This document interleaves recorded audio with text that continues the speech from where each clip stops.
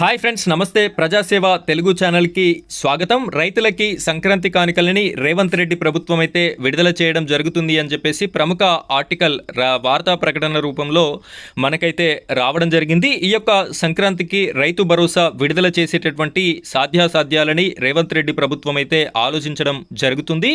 అయితే గత సీజన్ అయినటువంటి వానాకాలం సీజన్లో రైతు భరోసా రేవంత్ రెడ్డి ప్రభుత్వం 9 రోజుల్లోనే ఈ యొక్క డబ్బులు అనేది రైతుల అకౌంట్లో జమ చేయడం అయితే జరిగింది. అప్పుడు వచ్చినటువంటి రైతులకి అందరికీ కూడా ఈసారి రైతు భరోసా వచ్చేటటువంటి అవకాశం అయితే లేదు. శాటిలైట్ మ్యాప్ ఉన్నవారికే డబ్బులు జమ చేస్తాము అని చెప్పేసి చెప్పడం కూడా జరుగుతుంది. అసలు ఏంటి ఈ శాటిలైట్ మ్యాప్ అంటే ఏంటి, ఈ రైతు భరోసాకి సంబంధించినటువంటి కొత్త గైడ్ లైన్స్ ఏమేమి ఇచ్చారు తెలంగాణ రాష్ట్ర ప్రభుత్వం అనేటటువంటి పూర్తి వివరాలని నేను మీకు ఈ వీడియోలో ఎక్స్ప్లెయిన్ చేయడం జరుగుతుంది. వీడియో చూస్తున్నటువంటి ప్రతి ఒక్కరు కూడా వీడియోని లైక్ చేయండి. మీరు వెంటనే హైప్ పాయింట్స్ అనేటటువంటి ఆప్షన్ వస్తుంది, దానిపైన క్లిక్ చేసి హైప్ పాయింట్స్ కూడా ఇవ్వండి. ఇలాంటి లేటెస్ట్ వీడియోస్ అన్ని మీకు ఎప్పటికప్పుడు రావాలి అనుకుంటే మన ఛానల్ని సబ్స్క్రైబ్ చేసుకోండి. పక్కన ఉన్నటువంటి బెల్ ఐకాన్ పైన ట్యాప్ చేసి ఆల్ అని సెలెక్ట్ చేసుకోండి. ఈ వీడియో చూస్తున్నటువంటి రైతన్నలంతా కూడా జై కిసాన్ అని చెప్పేసి కామెంట్ చేస్తారని కోరుకుంటున్నాను. ఇప్పుడైతే మనం వీడియో టాపిక్లోకి వెళ్ళిపోదాం. వీడియోని కంటిన్యూ చేయండి. ఫ్రెండ్స్, ఇక్కడ చూడండి, సంక్రాంతికి రైతు భరోసా యాసంగి పెట్టుబడి సాయానికి రూపాయలు 9,000 కోట్లు అని చెప్పేసి మనకి కనిపిస్తుంది. యాసంగి రైతు భరోసా సాయం పంపిణీకి రాష్ట్ర ప్రభుత్వం ఏర్పాట్లు చేస్తుంది. గత వానాకాలం సీజన్ నేను ఇదివరకు చెప్పినట్టు 9 రోజుల్లోనే మనకి దాదాపు 9,000 కోట్ల నిధులని రైతుల అకౌంట్లలో జమ చేయడం అయితే జరిగింది.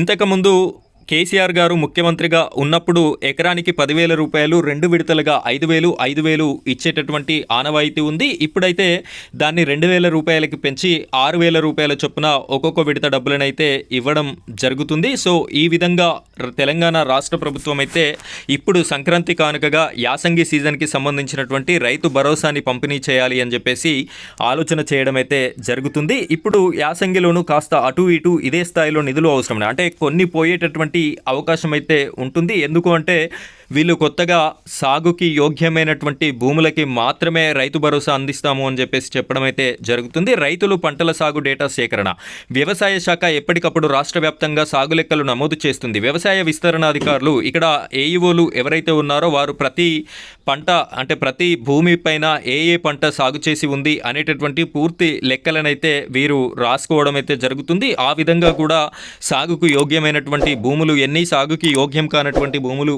ఎన్ని అనేటటువంటి వివరాలు కూడా ఆఫ్లైన్లో అక్కడ ఉంటాయి. అదేవిధంగా ఉపగ్రహ చిత్రాల ద్వారా పంటల సర్వే అని చెప్పేసి కూడా మనకి ఇక్కడ కనిపిస్తుంది. రాష్ట్రంలో 1.5 ఎకరాలకి పైగా వ్యవసాయ భూముల జాబితాలో ఉన్నాయి. అందులో కొండలు, గుట్టలు, రాళ్లు, రప్పలతో కూడిన బీడు భూములు, స్థిరాస్తి వెంచర్లు కూడా ఉన్నాయి. పంటల సాగుకు వీలు కాని ఈ భూములను రైతు భరోసా నుంచి మినహాయించాలని ప్రభుత్వం భావిస్తుంది.